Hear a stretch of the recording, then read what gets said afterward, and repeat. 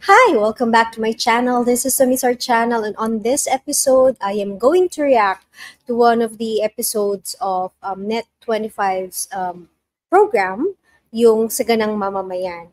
Kasi on this particular episode, si Congressman Marcoleta and yung co-anchor niya, I forgot his name, sorry. Nagkaroon sila ng commentaries or nagkaroon sila ng mga sort of assessment, clarifications na rin, at saka mga explanations na rin about the Rafi Tulfo in Action program and about the program. And ano yung parang mga bagay doon na medyo talagang kung tutuusin mo, instead of nakakatulong, parang mas nakakagulo siya in a sense. So, let's go right into it. Ito yung program. This was April 19. And gusto ko kasi yung mga naging explanation and the way na kinlarify ni Congressman Marcoleta yung mga bagay-bagay dito sa episode na to. Malinaw, straight to the point, direct yung pagkaka-explain niya. And sana, para sa mga mamamayang kagaya ko, no, tayo, sa level natin, subukan nating intindihin yung message or yung paliwanag na sinasabi dito ni Congressman Marcoleta. Kasi when you think about it and if nalinawan kayo doon, I think makakatulong siya sa inyo or sa atin sa everyday lives natin. And sa way na rin na kung paano natin titingnan yung mga sitwasyon natin sa buhay. Marami na pong nagpaparating sa ating palatuntunan at nagiging concern din po nila. Dati po parang nagdadalawang isip pa nga tayong pansinin ito, pero padami na ho ng padami sa bawat araw na lumilipas. Ito po bang, paano ko ba tatawagin? Senador po ngayon, pero dati siyang, hanggang ngayon kasi vlogger pa rin siya at broadcaster po. Pasensya na kay Kong, nahihirapan ako i-distinguish. May confusion na talaga yan. Senador. Pero ngayon po, senador po siya at vlogger. Hanggang ngayon po, vlogger pa rin. At akto na po siya bilang isang senador, Kong. Ang tinatanong ng ating mga kababayan, kasi kahit na siya nasa Senado ngayon, parang pakiramdam niya, siya ay vlogger pa rin kung anong ginagawa niya sa kanyang pagbablog at sa kanya pong radio program or TV program, nadadala niya sa kanyang pagiging isang senador, Kong. Yun po ang concern ng ating mga taga-subaybay. Anong problema nila dyan? Hindi, ang sabi nila, tama ba yung ginagawang ganyan? Kung minsan para bagang ipinapahiya po yung mga taong kanyang iniimbitahan, hindi naman mga pangkariwang tao. Iba nga po, mga multi-billionaire pa kinikilala sa ating bansa. Meron po mga general, meron po mga doktor, mga opisyal ng bayan. Ang dating kong parang, ang sabi niya, parang siya daw nagiging boss ng taong bayan. Pero ang tanong nila, pag inisip nila mabuti, tama pa ba yung ganitong mga aktwasyon? Tama pa ba itong mga ganitong gawi? Pero dyan, di ba, ang patakaran natin sa programang ito pagka Biyernes puro magagandang subject matter ang ating tatalakayin. Tama po naman kayo dyan, pero minsan ko mayroon talagang hindi maiiwasan Kasi ito medyo sa tono ng mga tanong mo, masasabi ko ito'y maselan na subject matter. Po, tama kayo dyan, Kong. Medyo malalim ito at siguro baka gusto mong gumawa muna tayo ng konting pagbababala. Halimbawa, bato-bato sa langit. Ang tamaan. Tamaan. Kahit mabukulan, huwag magalit. Ayan, particular na po. So, di ba, alam niya na maraming magiging affected pag diniscuss nila tong topic na to. Dahil, yun nga, marami nang naguguluhan, marami nang nagtatanong, maraming namumulat na okay pa ba yung ganong klaseng mga gawain? Kasi, dun sa ilan, alam nila kung ano yung tirada ni ang pinag-uusapan nila dito is none other than the host, so si Senator Rafi Tulfo. So ang alam ng karamihan na yung style niya and yung flavor niya kapag nandun siya sa mga radio programs niya or YouTube channel programs niya yung kanyang atake sa mga ini-interview niya, sa mga fini-feature nila dong mga tao, alam nila yung style niya. Alam ng karamihan yung way, yung pamamaraan niya kung paano niya i-tackle yung issue or i-solve yung issue or subukang i-solve yung issue.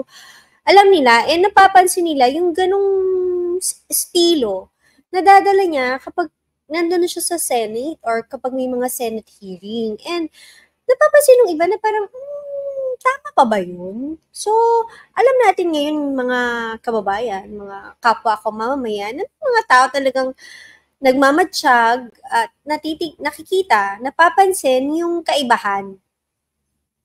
Napapansin na rin kasi na parang medyo hindi yata okay na gano'n, na dadala niya dun eh. Ibang arena yung Senate, ibang arena yung dun sa programa niya, di ba? So, tama si Congressman Marcoleta, magiging sensitive na issue to, and I think for him, magsasalita siya ng direkta, ng diretso. Kumbaga, i-real talk niya yung mga tao pagdating dito sa usapin na to. Kaya nagpapasintabi na siya. So, let's go. Matyak, ngayon ka lang, Kong, sa tingin ko may kasi mga di ko naman inaasahan na may magtatanong na ganyan. Ang buong akala ko, maraming, kagaya ng sinabi mo, marami nag-aatubili, ngunit siguro, dumami ba yan? Yun na nga po, yung nagpaparating sa ating palatuntunan. Tsaka ngayon, Kong, baka malamang, magkaka-interest din po mga vlogger. Baka mamaya, may mga reaction video sila at gamitin itong ating palatuntunan. For sure, Congressman Marcoleta. Tayo po ng inyong segment dahil maganda yung mga sinabi niyo dito. Ano ha? Alam mo, Jen, ako ang masasabi ko dyan, kaya siguro nagkaroon ng ganyang programa ay nagsasalamin siguro ng kahinaan ng ating mga institutions. Ano? So parang social problem na ba ito, Kong? Dumating tayo sa ganung punto? Magkakaroon ng relasyon sa problemang panlipunan kasi yung mga sinasabi mong nagsisipunta sa kanya, opo, at nag-uulat sa kanya, kagaya ng pinakikita mo sa akin kanina, ay naghahanap ng kasagutan kasi. Opo. Naghahanap ng access sa ating justice system. Isa po yan. Yan ang institusyon na nakalatag sa ating demokrasya, sa ating lipunan, sa ating pamahalaan. Ngunit bakit nababypass ito? Okay. Halimbawa, nagkaroon ng dispute yung mag-asawa. Opo, yan. Pangkaraniwan. Ang binabanggit mo ba ay yung programa na pangkaraniwan ng pinag-uusapan, naging byword nga yan, na ito, nagkaroon ng problema, marital problem, marital dispute. Opo. At pumunta nga kay Senador Tulfo, halimbawa. Yan, opo. Ano na nangyari sa ating katarungan pambarangay dyan? Correct. Diba? Kumbaga, nagiging popular na, or naging popular na kapag ka mga problemang pampamilya, doon ang takbuhan sa programa ni Senator Raffy Tulfo or ni Mr. Tulfo. Naging ganun na yung, parang pwede mo na sabihin way of life ng iba na yun yung recourse nila, yun yung course of action nila kapag may mga problema sila no? May mga dispute sila sa isa't isa. Parang doon ang puntahan. Nababypass nga yung on the barangay level. Nawawala yung kaalaman natin na kapag may problema ka sa kamag-anak mo, sa kapitbahay mo, ang unang-una mong pupuntahan, syempre, para pumagitna sa inyo at pag-ayusin kayo, yung barangay. Kasi yun yung pinaka, kumbaga, sa structure ng government natin from presidente, ang pinakamalapit sa tao is yung barangay level. Tsaka kasi 'di ba barangay-barangay nga tayo grupo-grupo 'yan. Syempre yung mga leader nyo, kumbaga immediate boss mo, hindi boss, immediate leader mo. Pinaka leader mo sa lugar nyo, yung barangay captain. Kaya nga tayo bumoboto ng barangay captain, di ba? Para maging leader natin doon sa barangay natin kasi doon tayo belong. So, nawawalan ng parang power essence yung barangay level kapag binabypass sila tapos dumidirekta ka sa RTIA, sa programa kagaya ng RTIA. Bakit nagiging ganon yung nagiging ugali ng mga tao? Dahil wala silang mahanap na access pa sa government, kagaya ng sinasabi ni Congressman Marcoleta na humahanap ng access sa justice system. Pero feeling ko meron naman, ayaw lang puntahan. Ayaw lang puntahan kasi siguro maaayos ng tahimik yung problema nila. Unlike kung punta sila dyan sa Raffy Tulfo in action, malalaman ng buong mundo. Remember, hindi na lang lumalabas sa national TV or sa national radio yung programa ni Senator Raffy Tulfo. Nasa YouTube yan. So, global yan. Lahat ng mag-a-access dyan sa YouTube channel na yan, saang mang panig ng mundo, malalaman nila yung istorya nyo at saka yung problema nyo. So, yun di ba? Nawawala ng kumbaga, nandyan sila. Nandyan yung barangay natin. Nandyan yung government natin sa barangay level. Hindi lang pinapansin or hindi kasi nyo talagang sinusuportahan din Hindi na sila nilalapitan ng mga mamamayan dahil ang mas gusto na ng mga mamamayan is mas sumikat or mas ma-magnify yung problema nila na alam ng buong Pilipinas o buong mundo kung anong nangyari sa problema nilang pampamilya. Mukhang ayaw naman masettle ng tahimik, kaya ayaw nila pumunta doon sa barangay. Kasi pag doon sa barangay level, iaayusin ng tahimik yan. Diba? Pagkakaayos kayo ng tahimik lang, hindi malalaman ng nasa kabilang barangay na nagbaranggayan kayo dito. Diba? Ganun usually. Parang ganun dapat.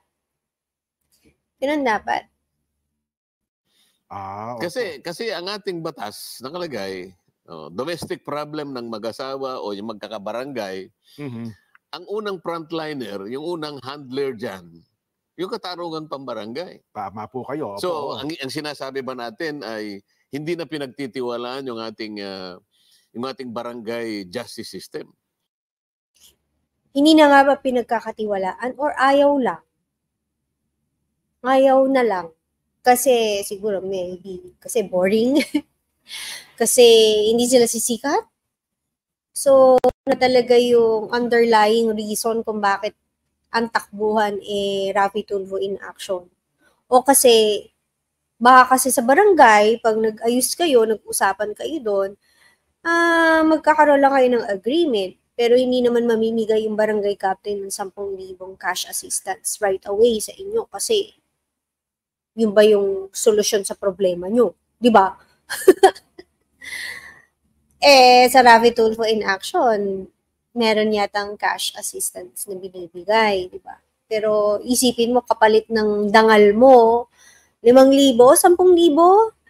Unlike kung sa barangay ngayon inayos, kayo-kayo lang na apektado ang kakaroon ng solusyon. Hindi masyadong maapektuhan yung ibang tao sa paligid nyo. Magkakaroon ng solusyon yung problema nyo ng tahimik. Yun lang, walang cash assistance. Kasi, syempre, siguro sasabihin ng barangay captain, nagpunta ba kayo dito sa barangay para lang doon? O para ayusin yung problema nyo? Diba? So, it's also not a question of hindi mapuntahan. It's maybe a question of gusto ba? Gusto bang doon isettle yung problema or sa ibang avenue na mas feeling nila, mas may makukuha silang return. Diba? Well, for me.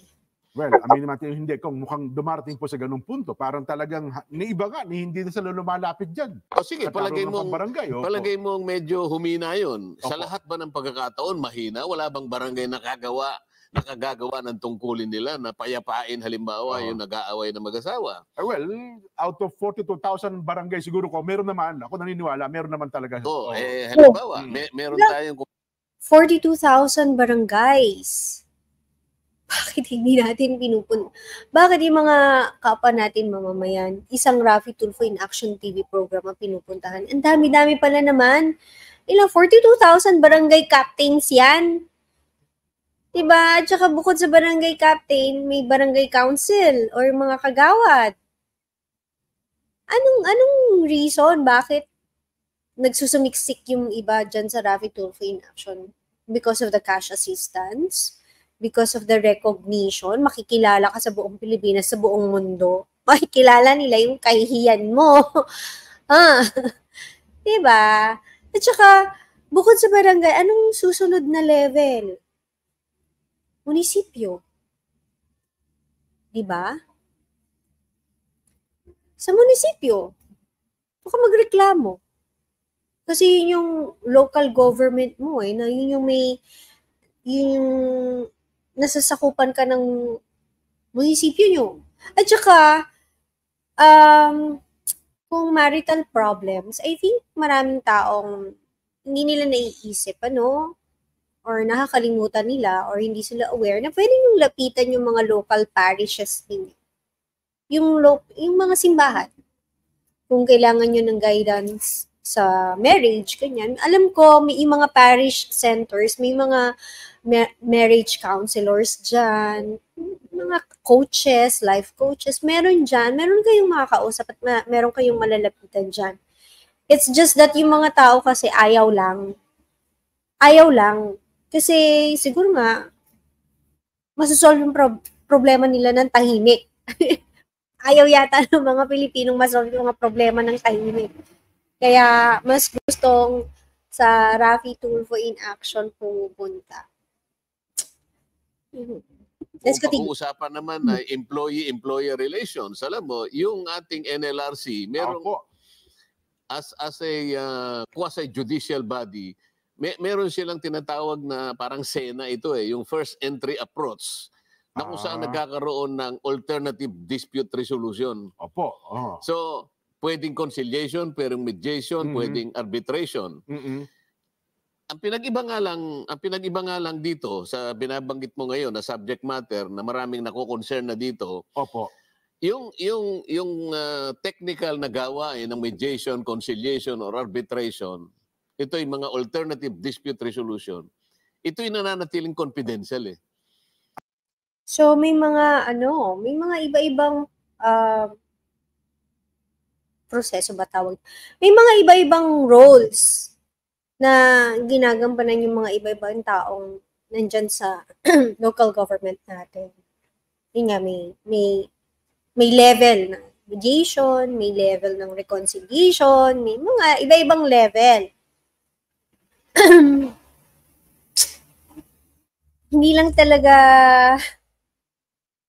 lang siguro kasi talaga alam ng mga mamamayan. So, I think it's about time na magkaroon ng mga ganitong klaseng explanation coming from people na maalam para na-share yung knowledge at saka na-share yung awareness. Hindi naman ito ginagawang public Opo, ganun. Di ba? I mean, yung solution is person to person.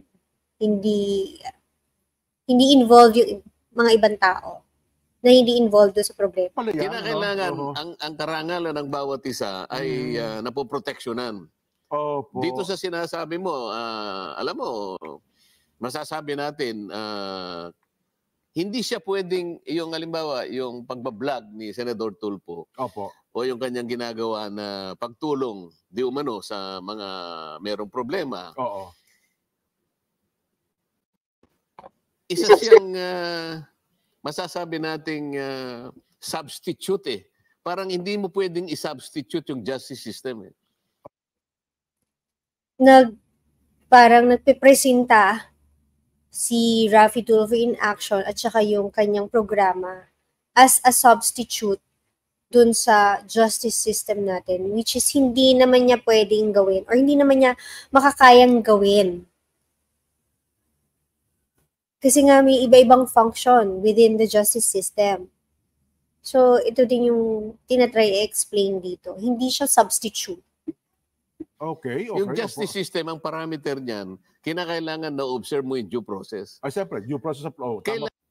So yung justice system natin, hustisya, dapat may sinusundan siya talagang proseso. Which is, sa Raffy Tulfo in action, wala silang ganon na established na proseso na pwede mong sabihin, pwedeng mag-substitute sa justice system natin. Wala silang ganun doon sa Raffy Tulfo in action. Kailangan parehas. Parehas mong nakikita ang magkabilang panig. Yung magkabilang panig. Opo. Sa panig nung pagbablog ni Senador Tulfo, maaring hindi nangyayari yon. Kasi diba? May times na hindi, may times na oo.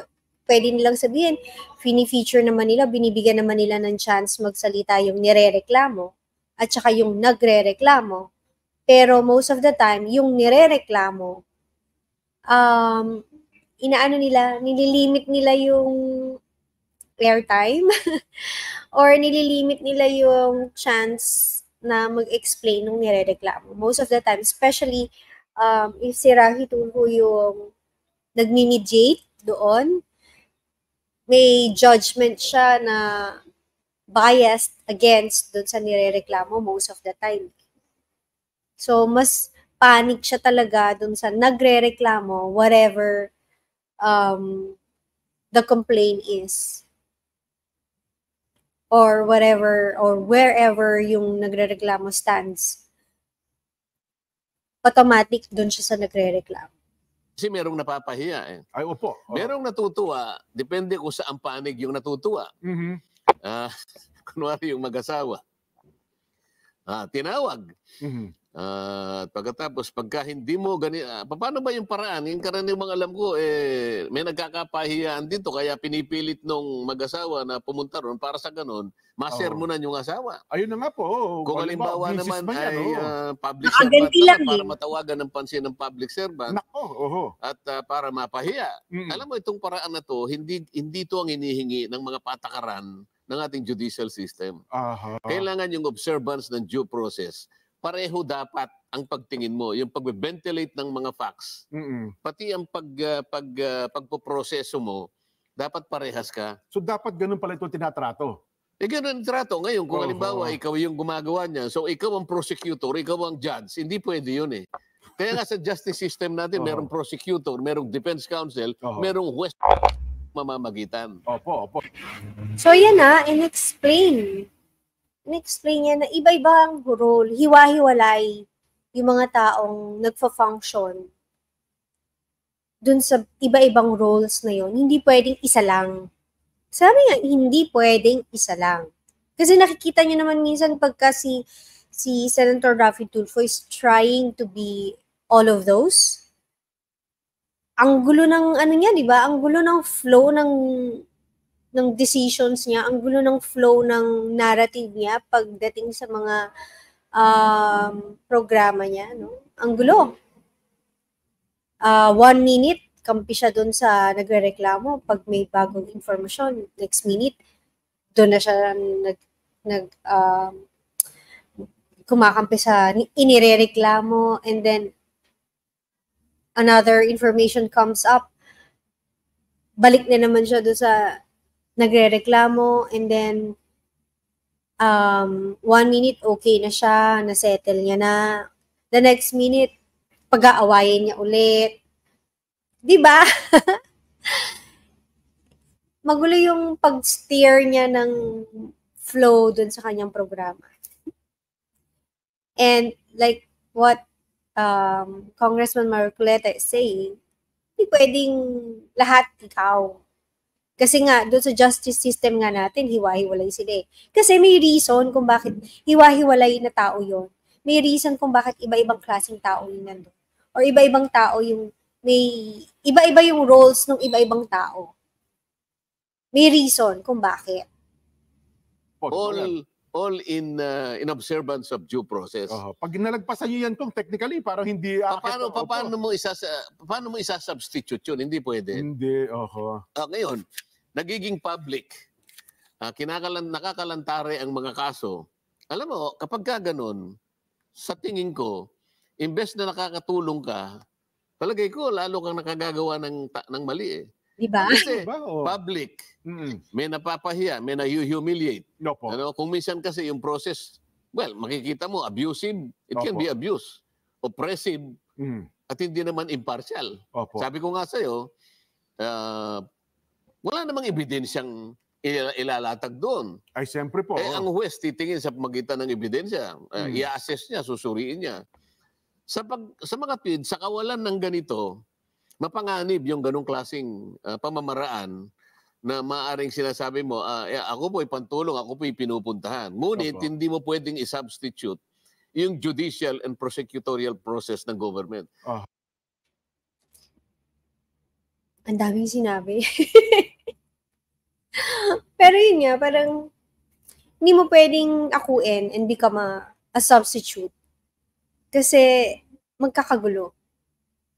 Hindi mo mabibigyan ng equal chances yung mga tao.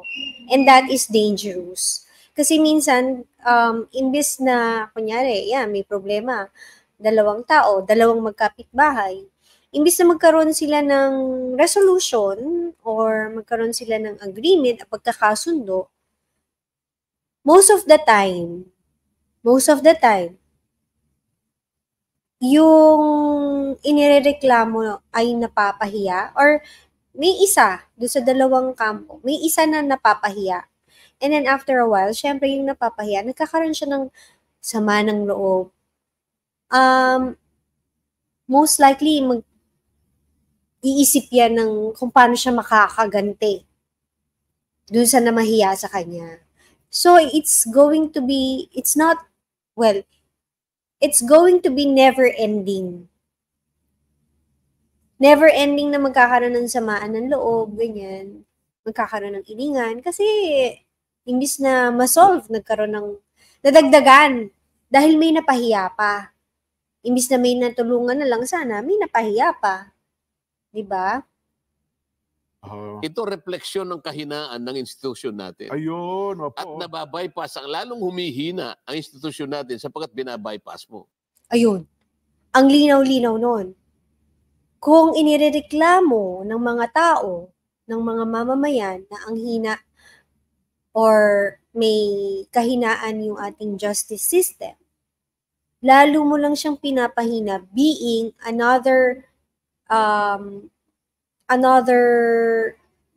trying to be a substitute na wala namang pwedeng mag-substitute. Kasi lalo mong pinagugulo, lalo mong pinahihina yung mahina na dahil ginugulo mo yung proseso. Ginugulo mo yung kung ano yung currently na meron doon. Lalo mo lang hinahalo. Kaya hindi nakakatulong.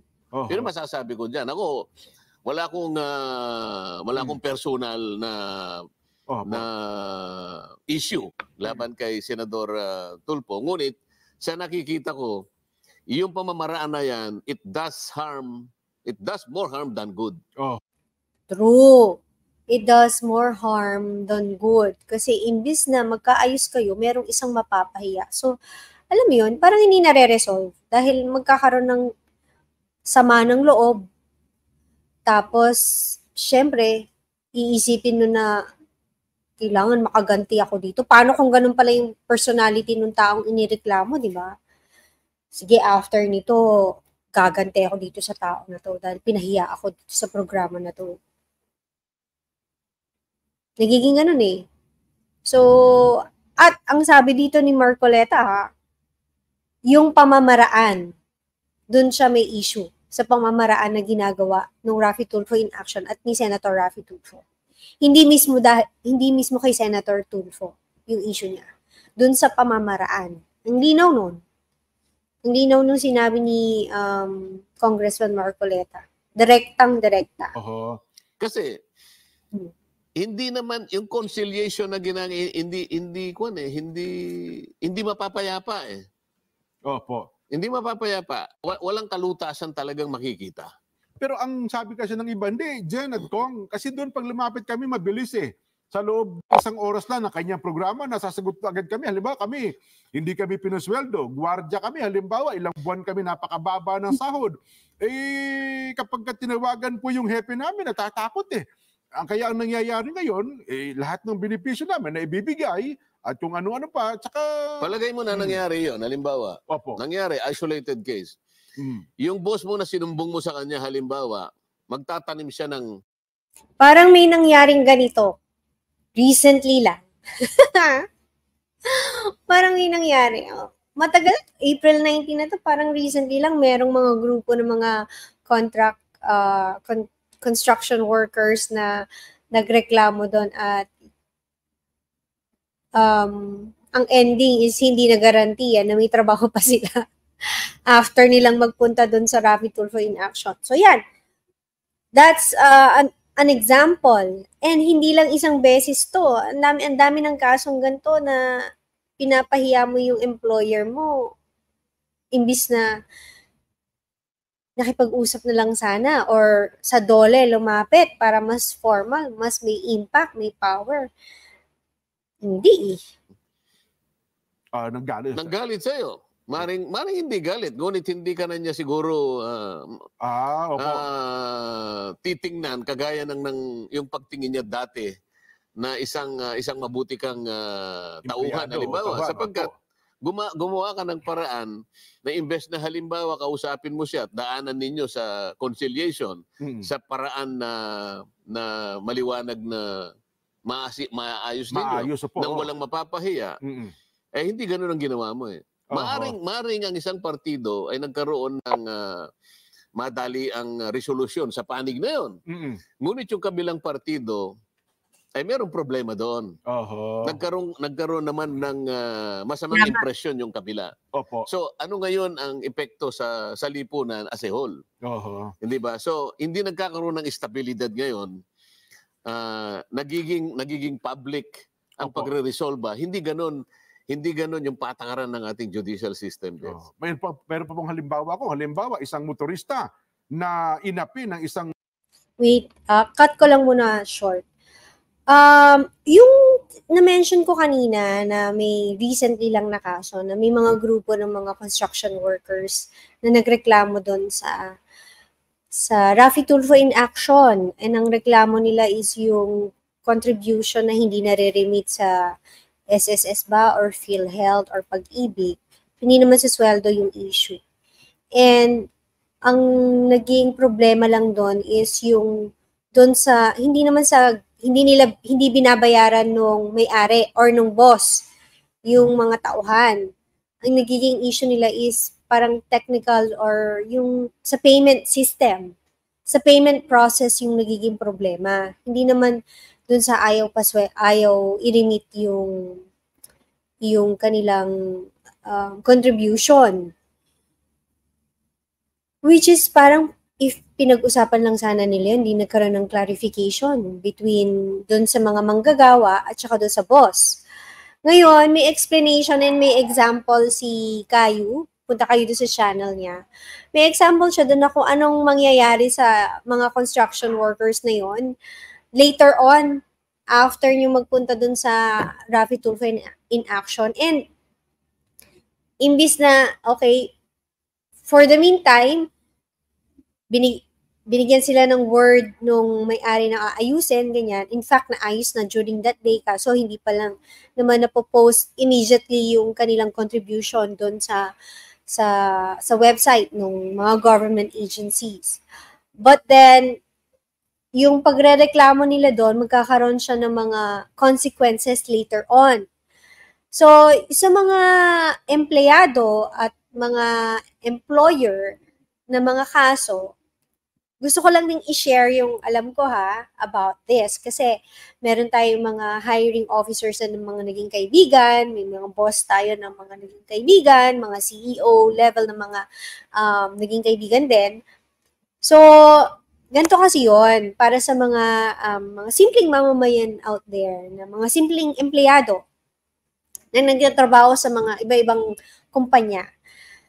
Kayo or tayo bilang empleyado, kapag ang course of action natin or ang action natin sa isang problema na meron tayo sa ating kumpanya or sa ating boss, ay ang pumunta sa Rafi Tulfo in Action para sabihin yung reklamo natin, gaano man kaliit yan or kasimple or gaano man kalaki yan or kalala.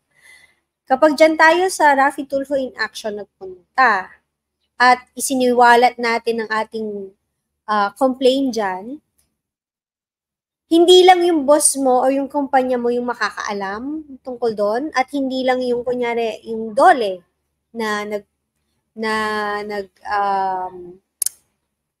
nagmamanage ng mga empleyado sa buong bansa, ganyan, or sa mga karapatan ng mga empleyado sa buong bansa, sa buong Pilipinas. Hindi lang sila yung makakaalam, kundi lahat na ng tao sa Pilipinas makakaalam. Ngayon, sa mga bossing kasi, sa mga bossing ng mga kumpanya, syempre, ayaw nila na magkaroon ng empleyado na reklamador. Ayaw nila magkaroon ng empleyado na namamahiya. Kasi sa business, sa kumpanya, ano yun eh? Malas yun eh. Or liability yun eh. Or, kumbaga, problema yun eh. Kumbaga, pabigat yon sa isang business o sa isang kumpanya na meron kang ganong empleyado na konting kibot reklamo, konting kibot complain, konting kibot takbo sa Rafi Tulfo in Action, magko-complain, magre-reklamo na ganito yung company ko, ganito, without realizing or hindi man lang iniisip na baka ang pagkakamali nasa sayo na as an empleyado. Baka hindi ka naman maayos magtrabaho. Baka masyado ka maraming hinihinging benepisyo, hindi naman equal dun sa kino-contribute mo sa kumpanya. Marami kasi sa ating mga mamamayan na gano'n ng mentality na porket nagtatrabaho ka sa isang kumpanya, dapat buhos-buhos ang benepisyo mo, Hindi man lang kung maisip kung mabuti ka bang empleyado. Pero kung ganyan, kapag nakita isa kang employee, nakita kang nagrereklamo ka dyan sa Rafi Tulfo in Action tungkol sa isang maliit na bagay lang, patungkol sa iyong trabaho or dun sa kumpanya mo, makikita ka ng mga ibang employers, ibang mga bossing sa ibang mga kumpanya na, itong empleyado na to, makailang beses na itong nagpunta ng Rafi Tulfo in Action para ireklamo yung boss niya or yung kumpanya pinagtatrabahuhan niya. Ayoko yan dito sa akin. Pag nag-apply yan dito sa akin, automatic disqualified or automatic hindi pasado. Most likely, ganun yung mangyayari sa inyo. Kapag nagpunta kayo dyan at dyan kayo nagreklamo sa Rafi Tulfo in Action. Unlike if sa DOLE kayo nagpunta o yung mga corresponding government agencies tungkol na naghahandle ng mga reklamo ng mga employees or ng mga manggagawa, yung problema nyo is between lang sa iyo at saka dun sa employer mo or sa boss mo, sa kumpanya, tsaka dun sa government agency. Walang ibang magiging involved. Whereas dito, malalaman pa ng mga ibang pwedeng possible na maging boss mo or maging kumpanya mo, malalaman pa nilang, reklamador to, namamahiya to sa RTIA na empleyado. Ayoko nito. Ayoko tong mga grupo ng tao na to na punta agad ng Rafi Tulfo in Action para magreklamo. Hindi pa mo lang muna makikipag-usap dun sa mga taong may problema sila. Rafi Tulfo ka agad, di ba? So, ganun kasi yung mangyayari. At saka yung mga kumpanya kasi, yung mga HR officers na yan, mga hiring officers na yan, kaya nga meron tayong mga job interviews. So, at saka yung mga background checks. Chine-check nila if ikaw as a manggagawa, mabuting manggagawa. So, ano na yung track record mo? So, tatawag talaga yan sa mga napasukan mo ng mga kumpanya or mga bossing at itatanong nila, mabuti ba tong empleyado na to? Magaling ba to? Ganyan-ganyan. Meron ba tong behavior issues or personality issues tong empleyado na to? Kasi syempre, ayaw namin ng ganyan dito sa kumpanya namin. Ganun yung mga yan. Kaya kung sa mga kapwa ko mamamayan dyan, kung hindi nyo naiintindihan at hindi nyo alam na ganun yun, panahon na para makinig kayo at manood kayo sa mga gantong klaseng mga programa like itong sa Ganang Mamamayan. At panoorin nyo yung video ni Kayo tungkol dun sa mga construction workers na nagreklamo recent lang. May in-example siya do, may example siyang ginawa doon na very realistic. Very realistic, although nakakatawa, may funny side, pero very realistic na yun talaga yung mangyayari sa inyo or yung kakabagsakan nyo after yung magreklamo dyan sa Raffy Tulfo in action. Ganon talaga. Hindi nyo masisisi yung mga yung mga companies or yung mga employers kung ayaw na kayong kunin. Kasi ang tawag dito, hindi kayo magiging asset sa kumpanya or magiging bad luck kayo doon sa kumpanya. Magiging pabigat kayo doon sa kumpanya. Mga kumpanya na yan, mga businesses na yan, syempre gusto niyan, umusad, umunlad. Pero kung meron silang isang empleyado or dalawang empleyado na ganyan, ng mga reklamador lang, hindi talaga kayo kukunin. And hindi talaga magiging maganda yung kahihinatnan nyo after nyong magpunta dyan sa Raffy Tulfo in action. Yun lang, ang dami ko sinabi, pero sana nagets nyo ko, sana naunawaan, sana nakuha nyo yung punto ko. No? Sana nabigyan ko kayo ng magandang example. Pero maganda rin talaga yung example ni Kayo about dun sa mga employee-employer relationship or disputes or complaints, issues. Yun. Otoridad, law enforcer o policeman, sa tingin ho niya, aping-api yung isang driver Kaya para bagang itong driver na ito, nakikita niya na makakakuha siya ng katarungan pag humingi siya ng tulong. So, paano na nangyari ngayon sa ating kapulisan? Well. Yung opisina ng pulis natin, doon ka magsusumbong Opo. Doon ka maghahain ng complaint. Kaya nga, madali naman yan. Magpapablatter ka rito. Ihahain mo. Ngayon, dapat, kumos yung mga pulis na yan, ang may mandato talaga para sa ganito, ikaw ang sumbungan talaga Opo. Sa mga tweet, sa isang araw, siguro ang daming sumbong sa'yo. Ako, naniniwala ako na mas may karapatan itong mga pulis na ito na gumawa ng programa at makiusap sa TV5 halimbawa at anumang klaseng television. Opo. Silang gumawa ng programa. Kasi sila yung marami. Halimbawa, maganda yung suggestion ni Congressman Marcoleta dito. Kasi sila naman talaga dapat. Yung sumbungan, kung iisipin nyo, kung tutuusin nyo yung structure ng society natin, ng government natin, at ng society natin, yung mga pulis naman talaga yung sumbungan dapat sa mga taong nananamantala, diba, gumagawa ng masama. Yung mga pulis talaga. Tapos yung barangay, nandyan sila para i-lead yung mga tao na sundin yung mga batas, make sure na walang nag-aaway-away dun sa barangay, ganyan. Kapag kami sa kuna, may problema, nakaka-responde sila sa mga, kunyari, sunog, ganyan. Or may mga nawawalang mga tao, sila yung tutulong para mahanap. Ganun yung role ng barangay natin, tsaka yung kapulisan natin. Which is, hindi na nire-respeto din kasi ng mga tao.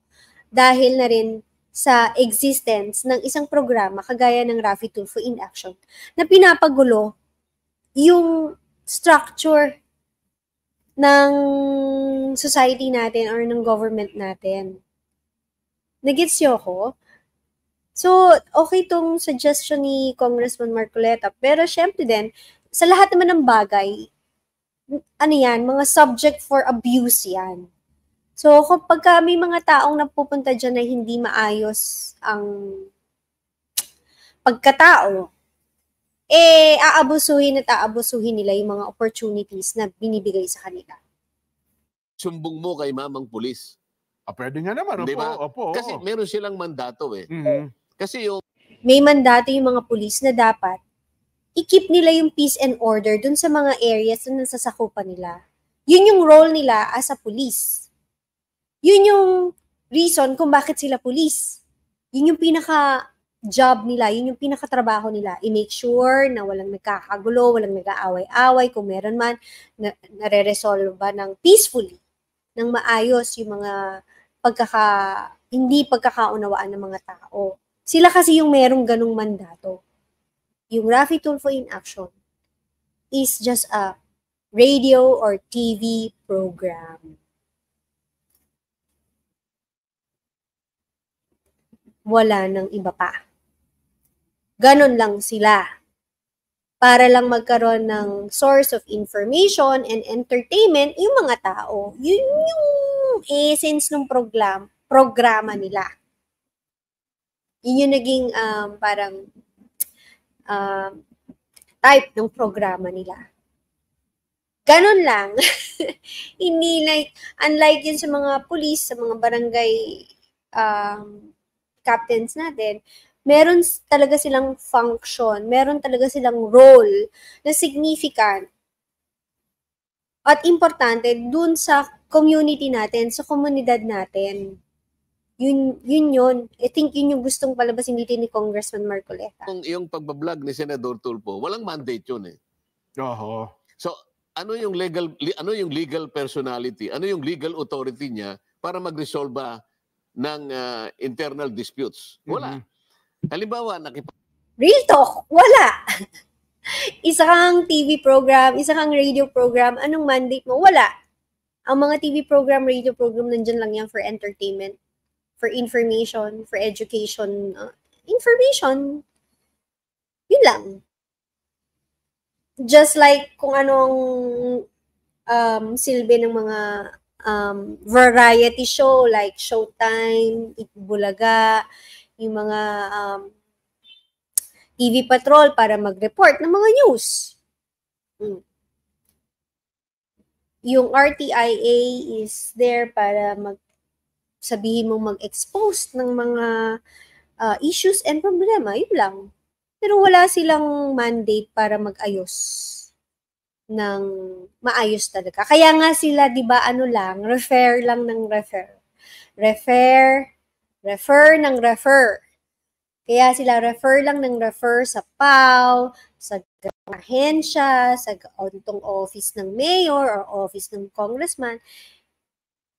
Binabato lang nila sa mga ganon. Kasi wala talaga silang power to do so, to resolve anything or to solve anything. Wala.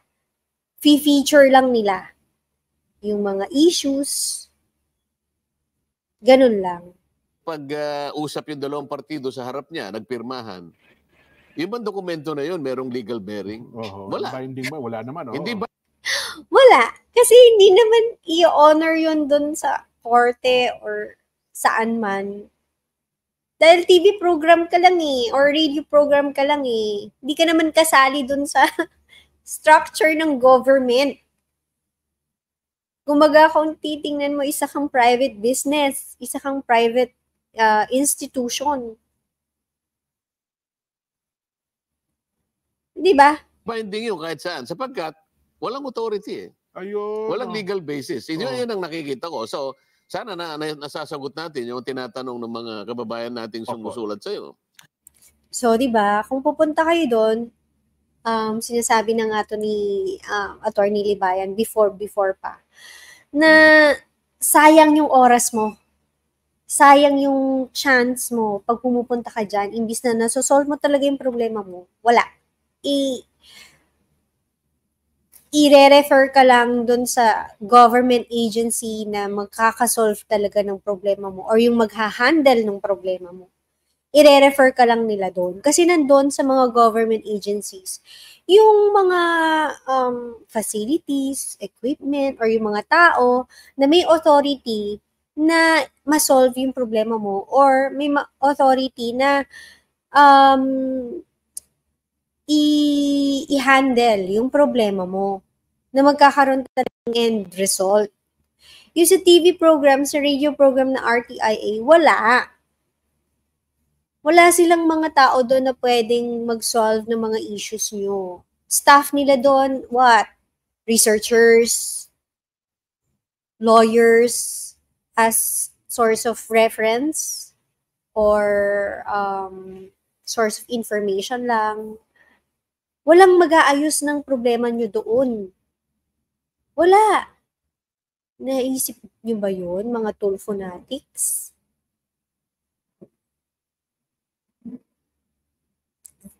video man, video person, cameraman, sound man, director, floor director, yun lang mga tao doon. Wala silang department doon na nag-handle ng mga, sabihin mo ng civil cases, administrative cases, medical cases, or safety and security cases. Wala.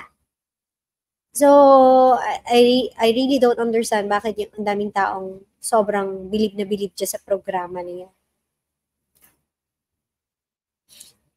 Wala ata silang relief department or relief center para kasi mga kunyari mga calamities or what? Meron ba? Let me know if meron. But as far as I know,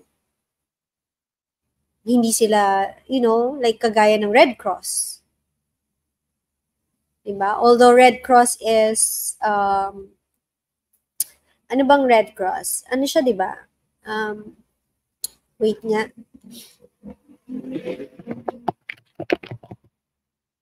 Non-profit organization. Hindi naman ang Rafi Tulfo in Action, although it's a foundation, yung ginagawa nila doon is not like Red Cross. Na si Red Cross works hand in hand with the government. Diba? With local governments as well. Nakita niyo yung difference? Si Rafi Tulfo in Action, wala eh. Ano lang siya, taga-bato lang na issues or complaints na hindi pumila doon sa, kunyari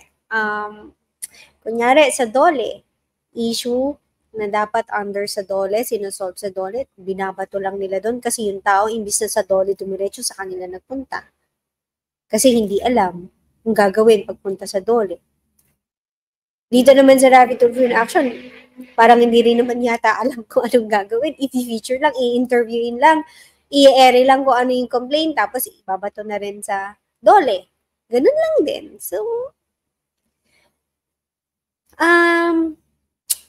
wala kasi silang power talaga. Kumbaga kung tutuusin, walang silbi. Nakakagulo lang talaga. In my opinion. And in my observation. Ganun lang talaga yung RTI. Pero ang tanong nito, kung bakit kaya tayo nahulog sa ganong sitwasyon na ang tao sa halip na sundin yung mga prosesong binabanggit natin, hindi lang sa kanya, kundi sa iba pa po mga programa sa television at radyo, siguro ng mga public service, parang mas gusto pa nilang lumapit doon kaysa sa mga ahensya ng pamahalaan. So, siguro yung iba na ipagkamali nila na akala nila yung madalian. Yung madalian na pagkuha ng relief, halimbawa. Opo. Yung iba kasi gusto lang nilang mapahiya yung kalaban nila, kaya itatawag nila kasi public ito eh. That's it. That's it. Yun lang. Sa ibang mga majority ng mga nagrereklamo at nagpupunta dyan sa Rafi Tulfo in Action, parang yun lang yung gusto nilang gawin. Mapahiya lang yung kaaway nila. Yun lang. Kasi pag nagpunta sila sa mga government agencies, pipila sila doon, syempre, tatanungin sila, anong problema mo? O bakit ganito, bakit ganyan? Napaka-chicken lang ng problema mo. Pinuntahan pa dito. Kausapin mo yung kapitbahay mo, doon kayo sa barangay mag-settle. Yung iba talagang gusto lang mapahiya eh. Diba? Kasi marami sa ating mga Pilipino ganyan. Mabilisang ganti. Yun lang ang gusto, makaganti lang. Kaya, alam mo yun, ayaw talaga nilang masolve yung problema nila. Or, more than masolve yung problema, gusto nilang maka-inflict ng kahihiyan, maka-induce ng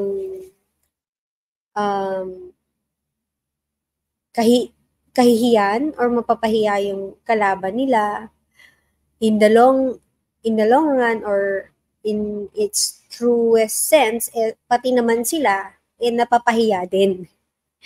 Which is hindi nare-realize ng maraming tao. Ganun.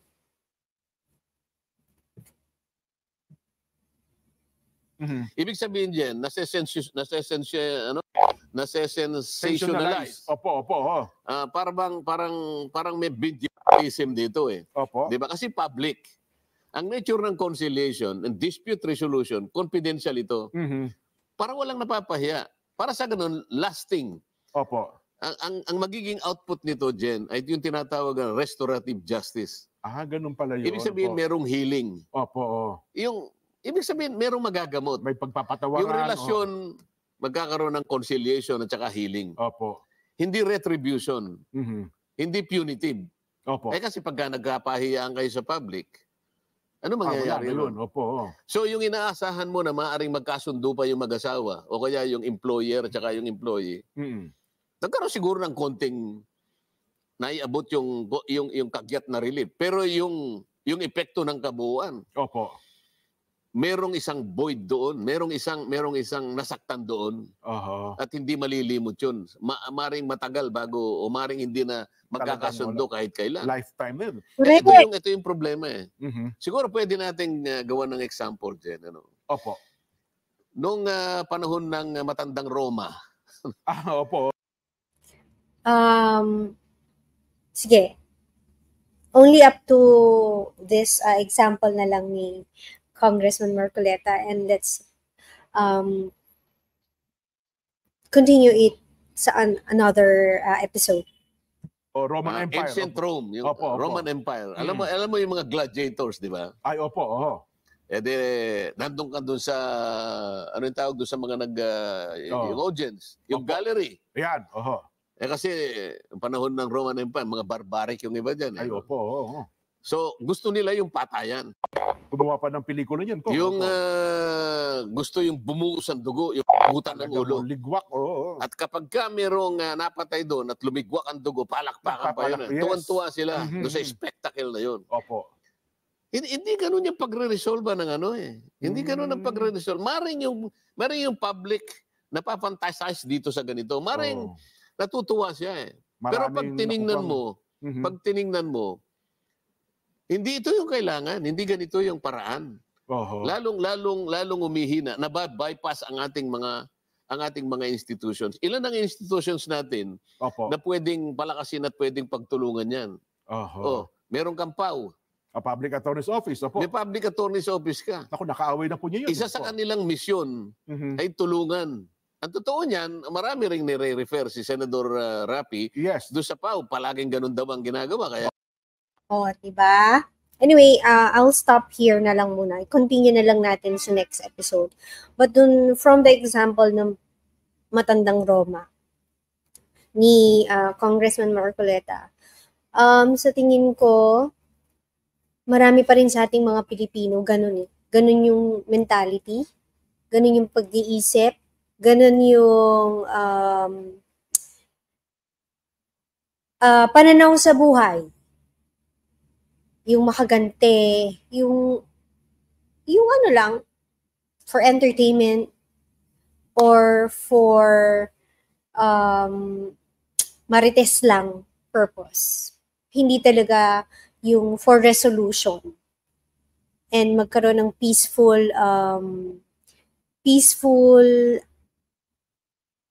relationship afterwards, after the dispute or pagkatapos ng sigalot nila or ng away nila, magkakaroon ng peaceful na agreement, magkakaayos, and then after that, okay yung relationship moving forward. Magkakaroon pa sila ng pwedeng collaboration, ganyan, para mas maging maayos pa yung relationship nila or yung community nila afterwards. Hindi ganun yung mentality ng marami sa atin. Unfortunately and sadly, kung tutuusin, ang dami sa ating mga Pilipino may hawak lang ng cellphone, pero sa katunayan may mga barbaric pa rin hanggang ngayon. Yung attitude and yung pag-iisip and yung mga prinsipyo sa buhay. Sobrang barbaric pa rin. Alam mo yun, may hawak lang na cellphone. Madami sa ating ganyan. So anyway, I'll be stopping from here and then continue na lang natin later on. Okay, so again, thank you for sharing time with me. Thank you for watching my video, and I hope meron kayong na-pick up from this program, from this episode, and from my sharing. So if meron kayong ma-share, please leave that on the comment section. Again, free wall naman yung aking comment section. Wag lang yung masyado sigurong vulgar or masyadong violent yung mga terminologies and words nyo, because hindi na ako yung magsisensor noon, or hindi na ako yung magre-review noon, kundi si YouTube na mismo. So if hindi lumabas yung comment nyo sa comment section ko, pwedeng for YouTube, masyado na siyang hateful, or masyado na siyang violent, and masyado na siyang hindi for public consumption. Kaya hindi lalabas yung comment nyo sa comment section ko. Okay? But other than that, my comment section is a free wall for you. So, yun nga. Thank you for watching. Thank you for spending time. I wish you have a nice day. Have a good life. Smile always. Bye-bye.